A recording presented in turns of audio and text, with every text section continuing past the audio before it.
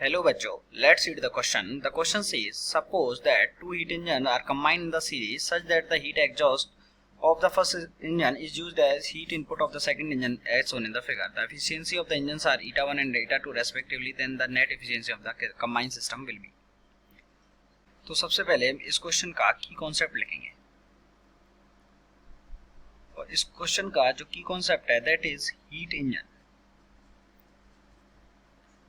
तो देखिए क्वेश्चन में हमको इसकी टोटल एफिशिएंसी निकालने के लिए बोला है. तो जो टोटल एफिशिएंसी होती है एन ईटा, और जिसको अगर इसने नेट बोला है तो वो क्या होती है कि एक हीट का इनपुट लेके उसने कितना वर्क किया. तो हीट इनपुट में कितनी मिल रही है हमको, यहाँ पे हम बोल देते हैं इनपुट हीट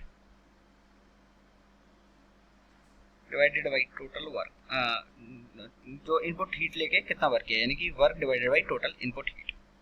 तो वर्क टोटल इसने कितना किया W1 प्लस W2 पूरे इंजन ने. तो W1 plus W2 which is divided by input heat कितनी ली इसने, सिर्फ Q1 ली, तो डिवाइडेड बाई Q1. ये हमारी टोटल इफिशियंसी हो गई इस क्वेश्चन के लिए. अब अगर हम इफिशियंसी की बात करें तो इफिशियंसी क्या होती है. अगर हम पहले इंजन के लिए अगर इफिशियंसी लिखेंगे दैट इज ईटा 1, तो पहले इंजन के लिए इफिशियंसी ईटा 1 वो कितनी हो जाएगी. इसने इनपुट हीट कितनी ली Q1 और वर्क कितना किया W1, तो W1 अपॉन Q1. तो W1 की वैल्यू क्या आ गई ईटा 1 Q1.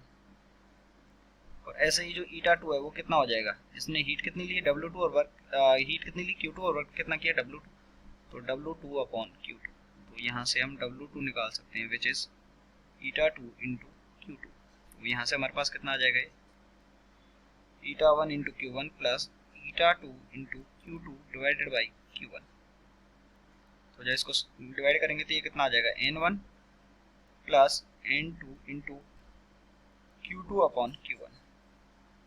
अब देखिए इफिशियंसी का हमारे पास एक फॉर्मूला होता है. वो फॉर्मूला क्या होता है कि जो वर्क डन है अगर हम इसी फॉर्मूले से डराइव करें तो जो N इस वाले फॉर्मूले से बाई 1, तो ईटा 1 जो है वो कितना आ जाएगा. ये जो वर्क डन है W1 ये कहाँ से आया होगा, ये आया होगा कितने में से, जो टोटल Q1 हीट आई थी उसमें से वर्क डन कर लिया तो कितनी बच गई Q2. तो हम यहाँ से इसको क्या लिख सकते हैं Q1 को, वर्क डन को क्या लिख सकते हैं कि Q1 में से अगर Q2 निकल गई तो बाकी का जो बचा वही तो वर्क डन था, यानी कि इसको हम लिख सकते हैं कि Q1 minus Q2 divided by Q1, तो which is 1 minus Q2 divided by Q1. तो Q2 बाई Q1 की जो वैल्यू है वो कितनी आ गई, Q2 डिवाइडेड बाई 1 माइनस ईटा आ गई, 1 माइनस ईटा 1.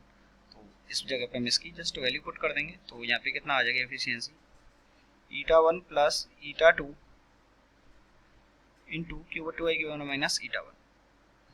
तो आप देख सकते हैं हमारा ऑप्शन कौन सा करेक्ट हो गया. N net equals to eta 1 equals to eta net equals to eta 1 plus 1 minus eta 1 into eta 2, यानी option number C is correct. I hope you understood it well. Best of luck.